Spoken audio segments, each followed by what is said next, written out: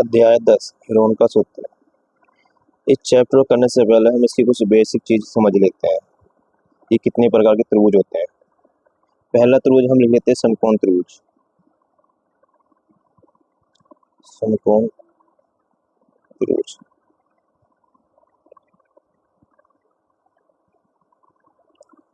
समकोण त्रिभुज होता क्या है ये हमें पता होना चाहिए। पहले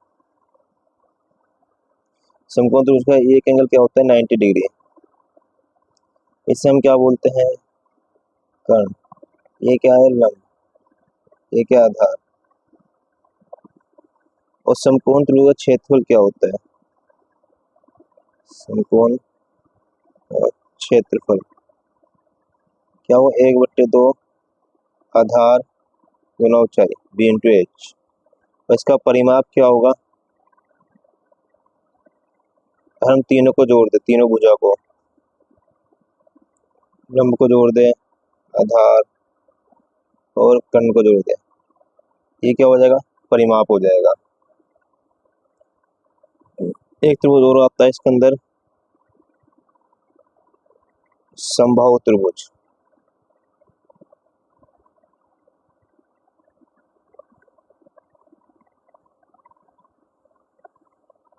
समबाहु त्रिभुज क्या होती है जिसकी तीनों भुजा क्या होती है बराबर होती है।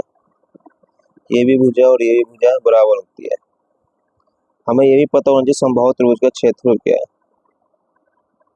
समबाहु क्षेत्रफल क्या होता है √3/4 ए स्क्वायर। ये इस भुजा को हमने नाम दे दिया ए। इसका परिमाप क्या होता है, परिमाप क्या होता है तीनों भुजों को क्या होता है जोड़ होता है। तो a प्लस ए प्लस ए, या तो हम इसे ऐसे भी लिख सकते हैं 1a 2a 3a, तो क्या आ जाएगा 3a। ये क्या हुआ समबाहु त्रिभुज का परिमाप। अब एक आता है समद्विबाहु त्रिभुज। समद्विबाहु त्रिभुज समद्विबाहु त्रिभुज क्या होता है जिसकी दो भुजाएं आपस में बराबर होती है। जैसे ये भुजा और ये भुजा क्या है बराबर। समद्विबाहु त्रिभुज का क्षेत्रफल क्या होता है समद्विबाहु त्रिभुज का क्षेत्रफल क्या हुआ 1/2 दो साइड और साइन थीटा।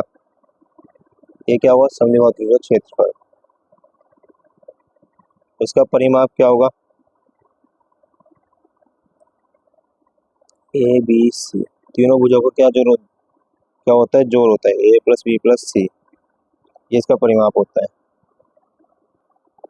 एक चीज ध्यान और रखना, जैसे कि हमें इसके अंदर बोल दिया ये जो इसकी समद्विबाहु त्रिभुज है इसकी दो भुजा बराबर दे रखी है, क्या है बी से और बी से, और परिमाप हमें दे रखा है इसका कितना दे रखा है 80 दे रखा है। तो हमें तीसरी भुजा निकालनी है, तो कैसे निकालेंगे परिमाप हमें 80 दे रखा है और दोनों भुजा में क्या देखिए 20 और 20 और सी हमें निकालना है। तो 80 20 कितना हो गया 40 और सी 80, ये प्लस का यहाँ के माइनस का और सी कितना आ गया 40। तो हम ऐसे क्या भुजा निकाल सकते हैं। मोस्ट इंपोर्टेंट आता है हिरोन का सूत्र। हिरोन का सूत्र ये हमें पता होना चाहिए। हिरोन का सूत्र क्या है जो पूरे चैप्टर में दे रखा है इसमें एस माइनस ए और एस माइनस बी और एस माइनस सी। अब हमें पता होना चाहिए तो साइड है ए बी सी, ठीक है। अब हमें पता होना चाहिए एस क्या है। एस को हम क्या बोलते हैं त्रिभुज का अर्ध परिमाप। एस निकालने का फॉर्मूला क्या होता है ए प्लस बी प्लस सी/2। जैसे मान लो हमें एक त्रिभुज दे रखा है, ये 20 दे रखा है, ये 30 और ये कितना दे रखा है 20 30, ये भी दे रखा है 30। तो इसका हमें अर्ध परिमाप निकालना तो हम कैसे निकालेंगे 20 30 प्लस 30 प्लस 30 नीचे 2, 20 और 30 30 कितना हो गया 80, 80/2 80 से कट जाएगा, 2 से 80 कट जाएगा, कितना हमारे पास 40। ये क्या आ गया, एस आ गया। अब हमें इसका त्रिभुज का क्षेत्रफल निकालने किसके द्वारा, हेरोन के सूत्र के द्वारा। तो हम क्या लगा देंगे, त्रिभुज के क्षेत्रफल, हेरोन का सूत्र लगा देंगे, एस, एस माइनस ए और एस माइनस बी और एस माइनस सी। अब हमें एस क्या दिया है, 40 और 40, और ए हमें क्या दिया है, 20, और एस हमें क्या दिया है, 40, और बी हमें क्या दिया है, 30, और एस हमें दिया है 40, और सी हमें क्या दिया है, 30।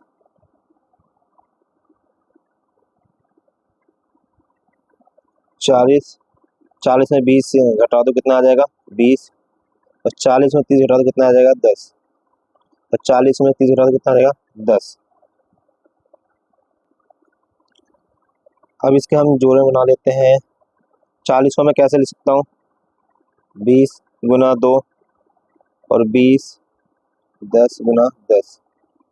एक तो 20 का जोड़ा बन गया और एक 10 का, जिसके जोड़े बनते उसे हम बाहर निकाल लेते हैं। जैसे 20 एक 10 का बना है, बाहर निकाल लेंगे, और जो सिंगल बच जाता है उसे अंदर ही रहने देते हैं। 20 गुना 10 से कितना आ जाएगा, 200 रूट 2, और मीटर देते हैं यहाँ, तो क्या हो जाएगा, मीटर स्क्वायर।